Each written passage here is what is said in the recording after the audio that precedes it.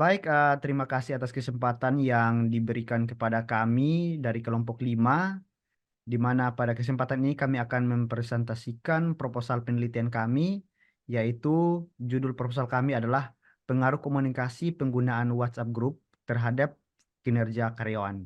Di mana di kelompok 5 ini kami uh, ada beberapa teman-teman, yaitu saya sendiri Epimanu, dan ada teman saya Amalia Pratiwi, lalu ada teman saya Indah Permatasari, Ramadona Wijayanti, dan juga Muhammad Naufal Prasetya. Dan untuk mempersingkat waktu, pada kesempatan ini saya akan mempersilahkan kepada teman kami untuk lebih dahulu mempresentasikan beberapa poin-poin penting mengenai proposal penelitian penelitian kami. Kepada teman kami yang selanjutnya, saya persilahkan. Baik, terima kasih Bimanu. Dengan saya Nur Matasari, saat ini saya akan membahas mengenai latar belakang untuk proposal ini, di mana dalam kegiatan komunikasi dapat dilakukan dengan beragam cara, baik itu secara verbal maupun nonverbal. Sebuah komunikasi juga dapat dilakukan secara langsung maupun tidak langsung. Dalam komunikasi tidak langsung dilakukan dengan cara penyampaian pesan melalui sebuah perantara ataupun media. Itu menurut Fajar Marhaini. Kemudian WhatsApp adalah salah satu media sosial yang saat ini banyak digunakan oleh semua lapisan masyarakat.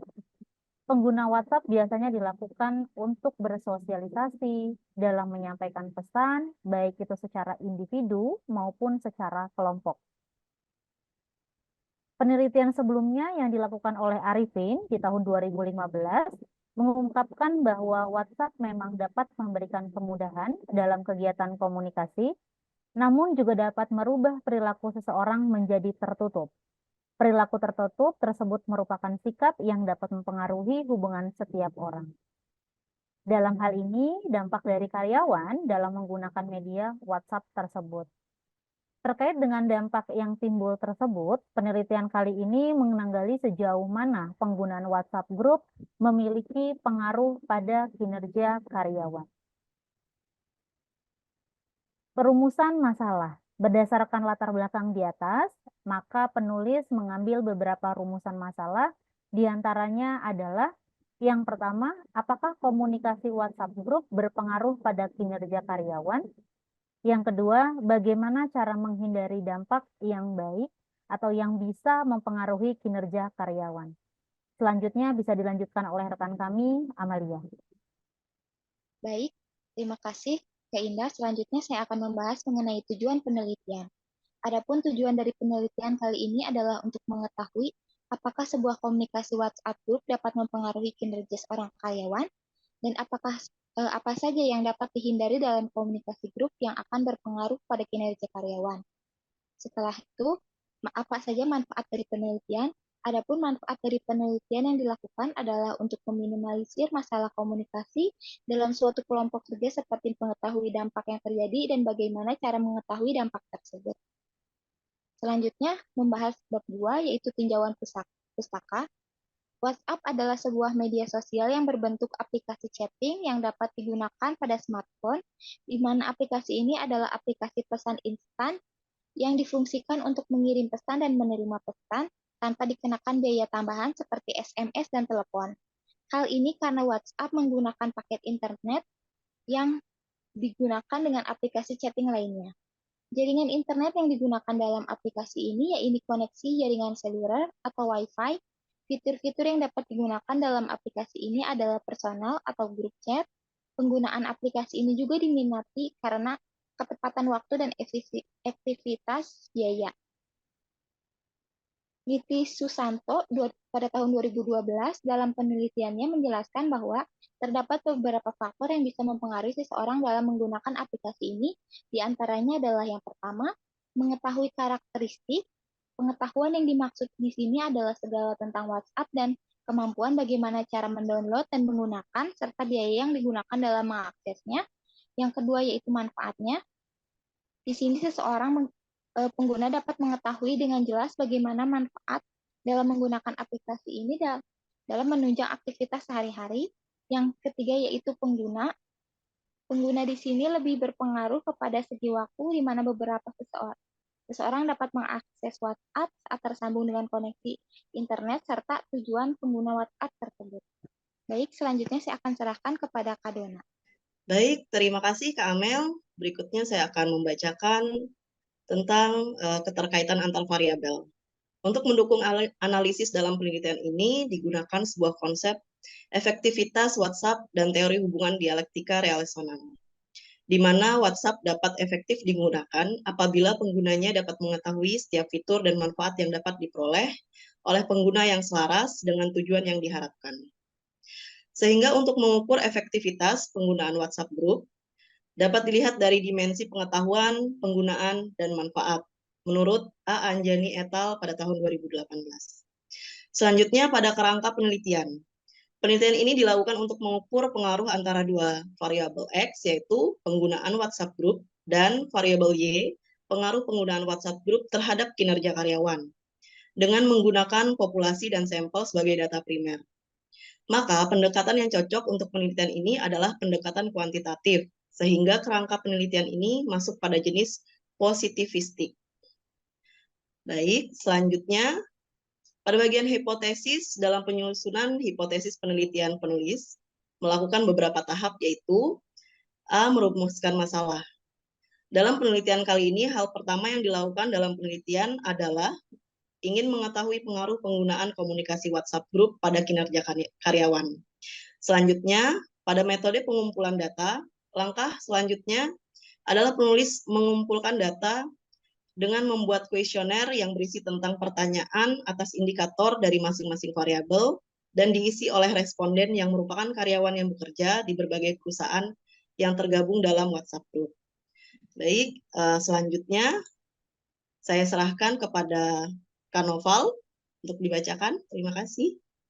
Oke, terima kasih. Selanjutnya kita bacakan hipotesis. Dalam penyusunan hipotesis penelitian, penulis melakukan beberapa tahapan, yaitu pertama, merumuskan masalah. Merumuskan masalah dalam penelitian kali ini, hal pertama yang dilakukan dalam penelitian adalah ingin mengetahui pengaruh penggunaan komunikasi WhatsApp Group pada kinerja karyawan perusahaan. Yang kedua, metode pengumpulan data. Langkah selanjutnya merupakan penulisan pengumpulan data dengan membuat kuesioner yang berisi tentang pertanyaan atas indikator dari masing-masing variabel dan diisi oleh responden yang merupakan karyawan yang bekerja di berbagai perusahaan yang tergabung dalam WhatsApp Group. Selanjutnya masuk ke bab 2, yaitu metode penelitian. Dalam metode penelitian kita bahas yang pertama, yaitu A. Jenis dan pendekatan penelitian. Kami melakukan pendekatan penelitian dengan cara membuat kuesioner yang kami berikan kepada karyawan dalam sebuah perusahaan. Kuesioner ini adalah suatu instrumen yang digunakan dalam penelitian.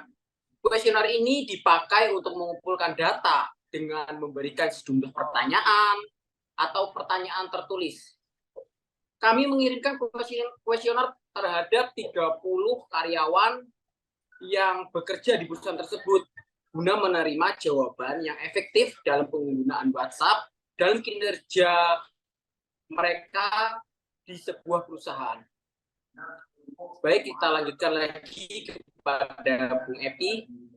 Oke, baik. Terima kasih kepada Bung Naufal untuk pembahasannya, dan saya akan melanjutkan akan pembahasannya, yaitu kita tiba pada objek penelitian.